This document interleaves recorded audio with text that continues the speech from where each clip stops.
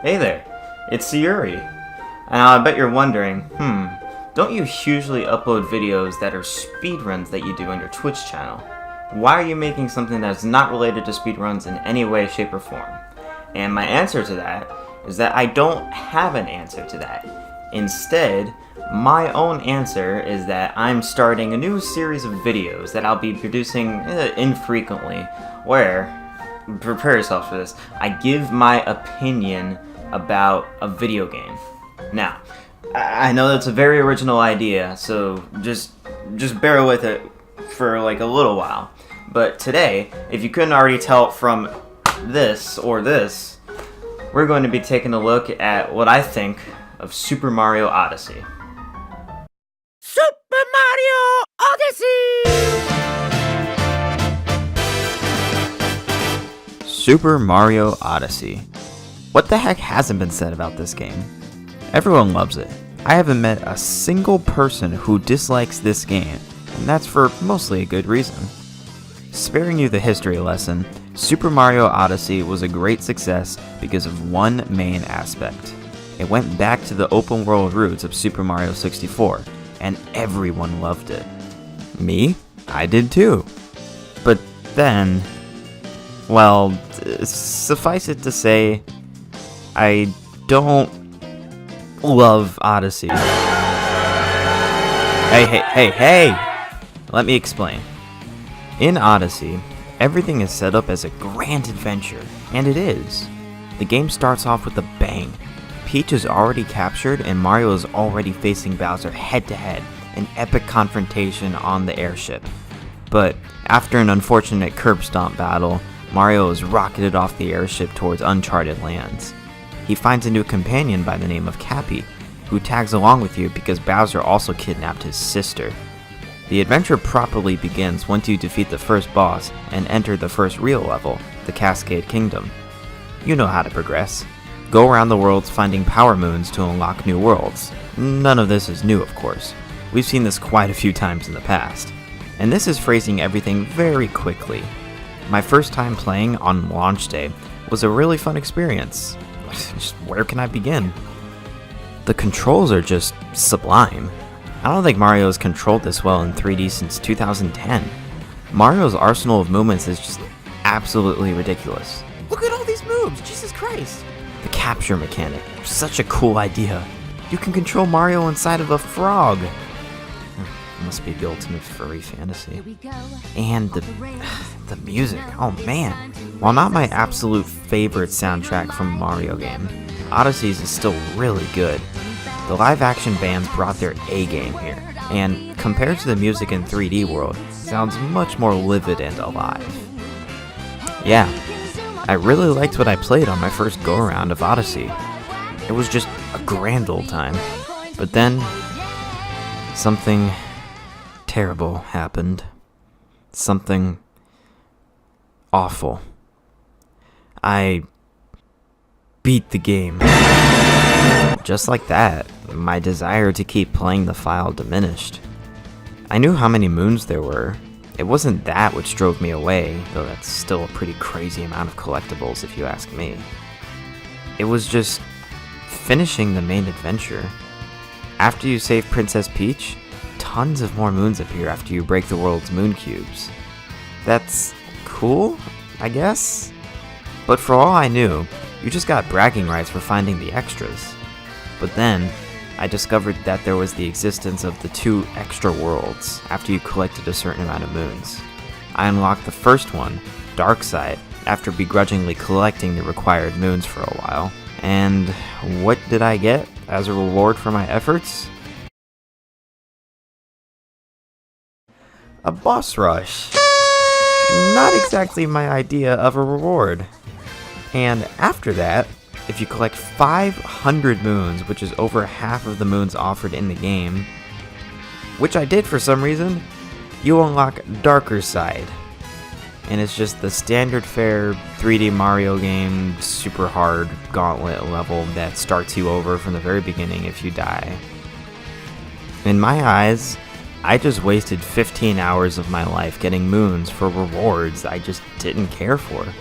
And to put it simply, that's my beef. When the story mode was still going on, I was actively working towards something, fighting the bosses, getting closer and closer to Bowser, reaching an epic conclusion. But Odyssey's postgame doesn't have that. Understandably so, but even then, I'm hesitant to call that part of Odyssey the postgame. Sure, you beat the game and the credits roll, but doing that barely scratches 1/8 of what the game has to offer, at least in moons. And for how many damn moons are in the game, you'd think the reward would be a lot cooler this time. Play as Luigi, Wario, get a cool new power-up, unlock a hidden super challenging difficulty mode? I don't know, but I'm personally getting very sick of the gauntlet levels. Compare this to Super Mario Galaxy, not only my favorite Mario game, but my favorite video game of all time. I have very little problems with the game's layout. Are the worlds huge and open world? Nah. You can get maybe less than 10 power stars out of order in the whole game. Do I care? Nope. I have fun playing Galaxy.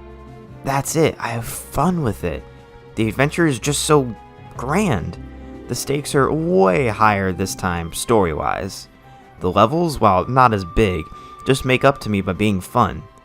It might be a matter of just getting from point A to point B, but you're always kept on your toes, and the missions are never super long or wear you down.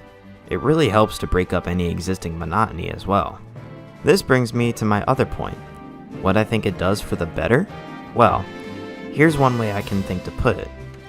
When you get the 60 stars required to beat the game, you don't have to fight Bowser right away. I feel way more accomplished if I fight Bowser after completing most of the game.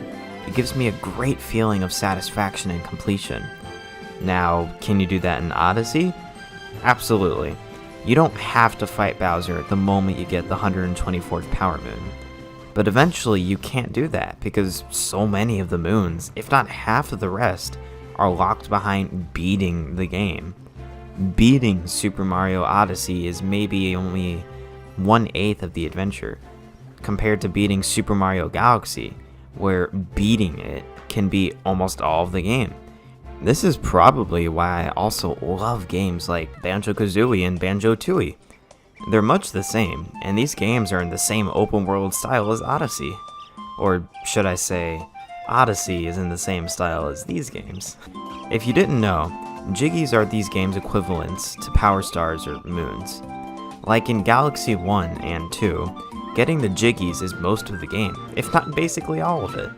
In Banjo-Kazooie, you need 94 of the game's 100 Jiggies to beat the game. In Tooie, you need 70 of the game's 90 to beat the game. Getting the remaining 20 is basically just for bragging rights. In a nutshell, this is why I prefer when collectathon games are designed this way. If I'm not actively working towards a goal, be it a grand finale with final boss, credits, all of that, or a satisfying conclusion to the adventure, and I'm just collecting things for the sake of collecting things, I'm probably not going to be enjoying myself. Remember, I had to force myself to get 500 moons just to see what Darker Side was like. I got to Darker Side, I checked out the gauntlet, I said nope, and skipped it with the frog glitch. Too bad Nintendo patched that though. But it really stands to just a testament to how little I cared by this point of the game, if at all. You want to know another game that does exactly what the Galaxy and Banjo games do?